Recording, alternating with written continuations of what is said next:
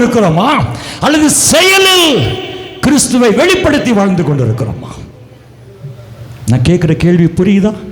தமிழில் தான் பேசுகிறேன். ஆமாம், இது மாறணும். நான் சொல்லலை, நான் சொல்ல மாட்டேன், நான் யாரையும் குற்றப்படுத்த மாட்டேன். குற்றப்படுத்தினா இவர் முன்னால் நான் நிற்க முடியாது ஐயா, நிற்க முடியாது. அப்ப இன்னைக்கு இது மாறணும். அதான் சொன்ன முதல் பகுதியில் தேவன் சொன்னார், ஒரு மதர் தெரேசா பத்தாது. இந்த நாகர்கோயிலுக்கு ஒரு மதர் தெரேசா பத்தாது, ஒரு தேவ சகாயம் பிள்ளை பத்தாது. நீங்க அத்தனை பேரும் மதர் தெரேசாவாக மாறிப்பார். இந்த திருச்சபை, நாகர்கோயில் திருச்சபை அடுத்த மாசமே கட்டி எழுப்பப்படுவதை நீ பார்ப்பார். நீ மாறு, நீ மாறு. ஆண்டவர் நாகர்கோயிலை மாற்றுவார். ஹல்லேலூயா. முதல்ல யாரு மாறணும்? நான் மாறணும். அதான் பாடினாரு, நான் எப்படி வந்திருக்கேன்? நானா வந்திருக்கேன்.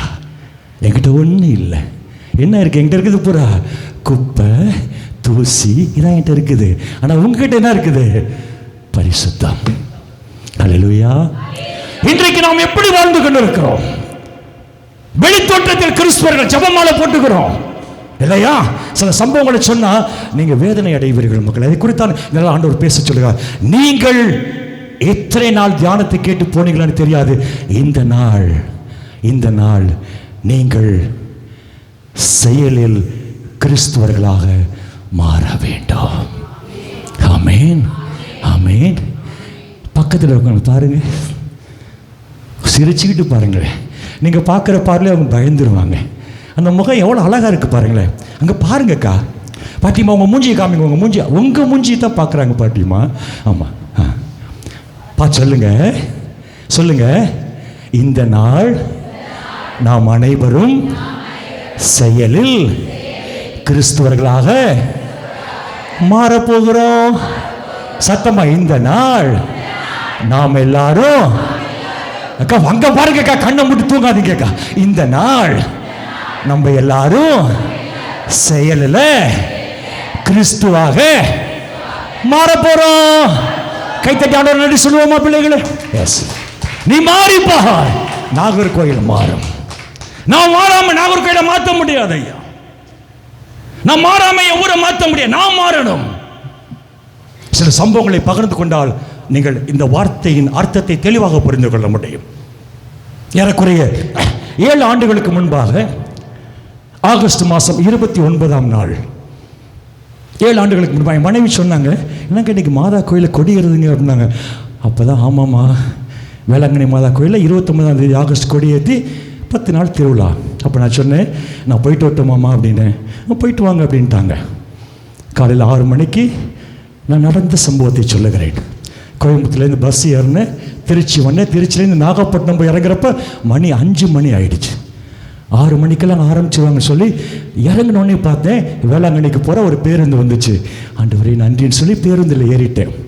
எனக்கு முன்னால் 5 வாலிப தம்பிகள் அந்த பேருந்தில் ஏறினாங்க. எத்தனை பேர்? 5. அந்த 5 வாலிப தம்பிகளுக்கும் ஒரு வழிகாட்டியாக ஒரு 45 வயது மதிக்கத்தக்க ஒரு முதியவர் அவங்க கூட வந்திருந்தார். பேருந்து போய்கொண்டே இருக்கிறது. அப்பொழுது அந்த அலைபேசி மணி, இந்த தம்பியோடைய அலைபேசி மணி அடிக்கிறது. இந்த தம்பி அலைபேசி எடுக்கிறாரு. எடுத்துட்டு பேசினா அங்கேருந்து ஒரு தம்பி கேட்குறாரு, எங்கே இருக்கீங்கன்னு கேட்குறாரு. இந்த பிள்ளைங்க சொல்கிறாங்க. அப்போ இந்த பையன் அந்த பையனை கேட்குறப்ப சொல்கிறாங்க, நான் திருவாரூர் தாண்டி வந்துட்டு இருக்கேன் அப்படி அந்த தம்பி சொல்கிறாங்க. அப்போ இந்த தம்பி பேருந்தில் போகிற தம்பி சொல்கிறாங்க, டேய் நாங்கள் நேற்று சாயந்தரமே வந்து மாதாவுக்கு பொருத்தனை செஞ்சிட்டோம். நேற்று சாயந்தரமே இந்த மாதாவுக்கு, இன்னைக்கு நாங்கள் நாகப்பட்டினம் போயிட்டு சரக்கு அடிச்சுட்டு வந்துட்டு இருக்கிறோம். அந்த பேருந்தில் கிறிஸ்தவர்கள் மட்டுமல்ல, புற மதத்தவர் போவாங்க இல்லையா? என்ன நினைப்பாங்க? என்ன பெரிய கிறிஸ்துவங்க நினைப்பாங்களா, நினைக்க மாட்டாங்களா? சொல்லு மக்களே. இதுதான் போட்டுன்னு சொல்லி நான் ஒன்றும் செய்யலை, பேசாமல் போயிட்டேன். பேர் வந்து கொஞ்சம் முன்னாலே இறக்கி விட்டாங்க. நடந்து வேக வேகமாக போகிறேன். பாம்பேலேருந்து 2 தம்பி வந்திருக்கிறாங்க. எப்படி 25 வயசுலேருந்து 27 வயசு இருக்கும். வேளாங்கண்ணியில் ஒரு பெரிய துயர சம்பவம் எனக்கு பிடிக்காது, மற்றவங்களை பற்றி எனக்கு தெரியல. அந்த ஆலயத்துக்கு அந்த பக்கத்துலேயே மது கடையெல்லாம் வச்சுருப்பாங்க. இதுக்கு பார்த்துருக்கீங்களா? போனதில்லை, பார்த்துருப்பீங்கன்னு நினைக்கிறேன். அப்போ அந்த மது கடையில் 2 தம்பிங்க மது பாட்டில் வாங்கிக்கிட்டு இறங்குறாங்க. யார்? கத்தோலிக்க. அங்கே கொடி ஏறணுன்னா இங்கே கொடி ஏற்றணும். கிறிஸ்துவ வாழ்க்கையா? அதான் பவுல் சொல்லுகிறார் யூதர்களை பார்த்து, உங்கள் நெறிகேடான செயலால். வாசிப்போமா? பவுல் ரோமேயர் எழுதிய திருமுகம் 2ஆம் அதிகாரம் 24வது இறை வார்த்தை எடுத்து வாசிப்போம் மக்களே.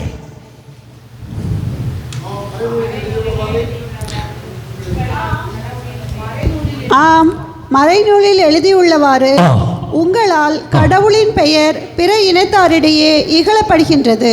2 காரியம் தெளிவா தெரிஞ்சுக்கங்க.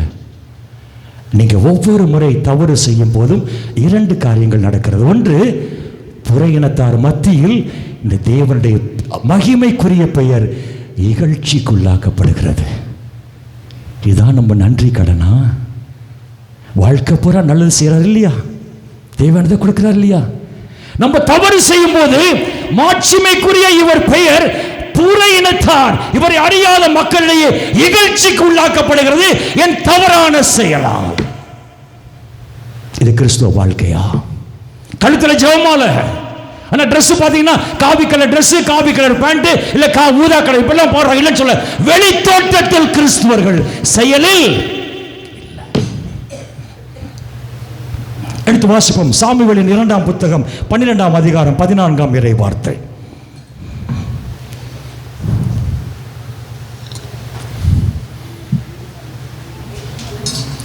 சாமுவேல் 12:14.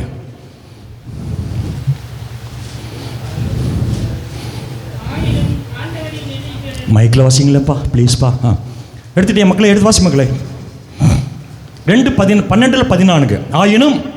ஆயினும் ஆண்டவரின் எதிரிகள் அவரை இழிவாக எண்ணும்படி நீ இவ்வாறு செய்ததால் உனக்கு பிறக்கும். போதும் சகோதரி, நான் ஒவ்வொரு முறை பாவம் செய்யும் போதும் ஆண்டவருடைய எதிரி யாரு பிள்ளைகளே? ஆண்டவருடைய எதிரி யாரு?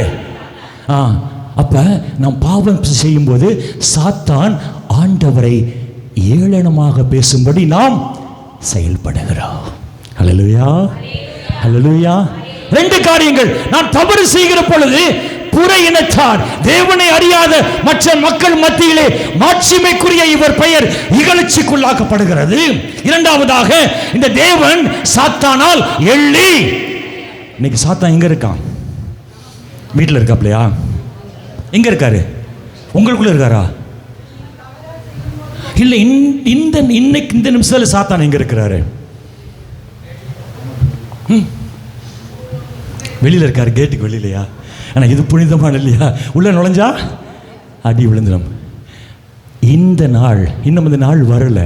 இதுவரையில் இவன் எங்கே இருக்கான்னு தெரியுமா? அப்பவே பரலோக ராஜ்யத்தில் தேவன் முன்னே நின்று உங்களையும் என்னையும் குற்றப்படுத்தி பேசிக் கொண்டிருக்கிறான். எடுத்து வாசிப்போம். திருவெளிப்பாடு புத்தகம் 12ஆம் அதிகாரம் 10வது இறை வார்த்தை.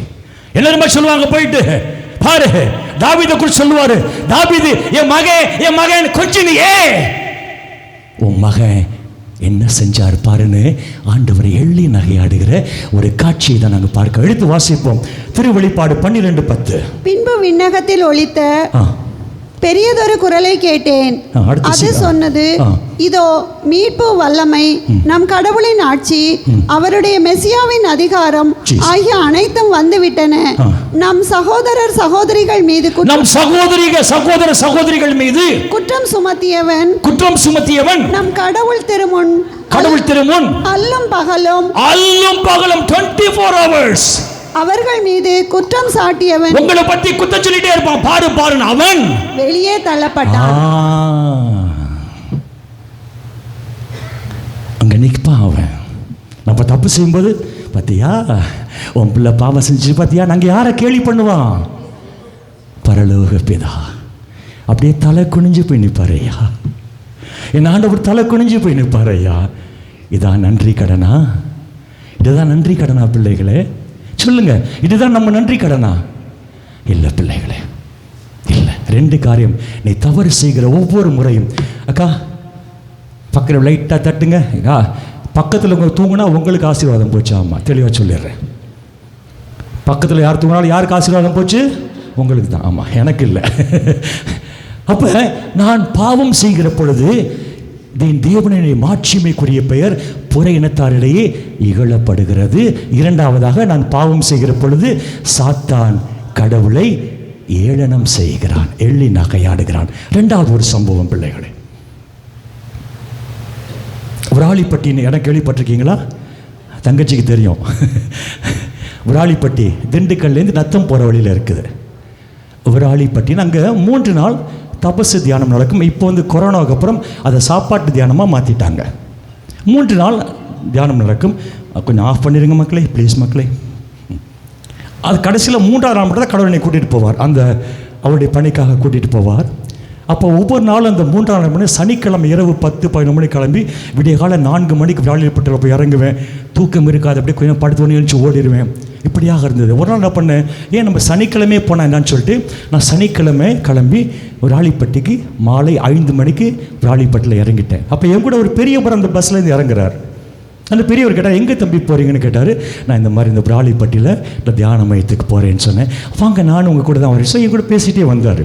அவர் பெயரை கேட்டேன், ஒரு கிறிஸ்துவ பெயர், நல்லா தெளிவாக தெரிஞ்சுக்கோங்க. அப்போ நான் கேட்டேன், எந்த கோயிலுக்கு போகிறீங்க? இங்கே இருக்க பங்கு கோயிலுக்கு தான் போய்கிட்டேன். சொல்கிறது கவனிங்க, இங்கே இருந்த பங்கு கோயிலுக்கு தான் நான் போயிட்டு இருந்தேன், இப்போ போகிறது. நான் சொன்னேன், ஏன் ஃபாதர் கூட தகராறா? இல்லை. வேறு யாராவது உங்களுக்கு பிரச்சனையா? இல்லை. ஏன் ஐயா போகலை? அப்போ அவர் சொல்கிறாரு, ஞாயிற்றுக்கிழமை திருப்பலிக்கு வெள்ளை வேஷ்டி வெள்ளை சட்டை போட்டு கோயிலுக்கு வர்றாங்க பிரதர். திருப்பலி முடிஞ்சு வீட்டுக்கு போகல, நேராக சாராய கடையில் போய் சாராயம் குடிச்சிட்டு வீட்டுக்கு போகிறாங்கன்னு சொன்னார். வேதனையாக இருந்துச்சு பிள்ளைகளை.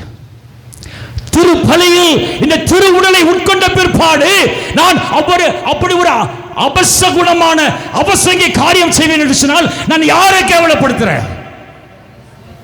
அப்ப நற்கருணை ஏன் வாங்கணும் பிள்ளைகளை? ஏன் வாங்கணும்? அது ஒரு பரிசுத்தமான உடல். சொல்றாரு, எனக்கு இப்போ நான் சொல்லி பார்த்தேன் பிரதர், ஒருத்தரும் கேட்கல, இந்த கோயிலுக்கு நம்ம போகாமல் இருந்தால் நல்லதுன்னு சொல்லி நான் நின்றுட்டேன் அப்படிங்கிறாரு. கிறிஸ்துவ வாழ்க்கை வெளிப்புற தோற்றத்தில் கையில் ஜெபமால உள்ள போனா பிரதர் சொன்னார், அல்லேலூயா. கோயிலுக்குள்ள வந்தா அவங்கள போல சம்மனசுகளே நான் சொல்ல, நீங்க தான் சொல்றீங்க. ஆமா, வெளியில போனா அவங்கள போல சொல்ல மாட்டேங்கிறாங்க. பயம் வந்துருச்சு, நம்மள நாமே குத்தப்படுத்திக்க கூடாது இல்லையா? அப்போ இது என்ன வாழ்க்கை? அதான் சொல்லுகிறார் பவுல், வெளிப்புற தோற்றத்தில் நீ கிறிஸ்துவராக வாழாதே, உள்ளத்தில் கிறிஸ்துவை சுமக்கிற, அகத்தில் கிறிஸ்துவை சுமக்கிற கிறிஸ்துவராக வாழ்ந்து பார் என்று புனித பவுல் சொல்லுகிறார். 3வது ஒரு சம்பவம் ஏற்கனவே சொல்லியிருக்கேன்னு நினைக்கிறேன். கோவையில் 2010ஆம் ஆண்டு ஒரு மொழி இரவு விழிப்பு ஜெபம் நடந்தது. ஹல்லேலூயா, சப்தமா ஹல்லேலூயா. நான் தாலாட்டு பாடலைங்க, உங்களை தூங்க வைக்கலாம்.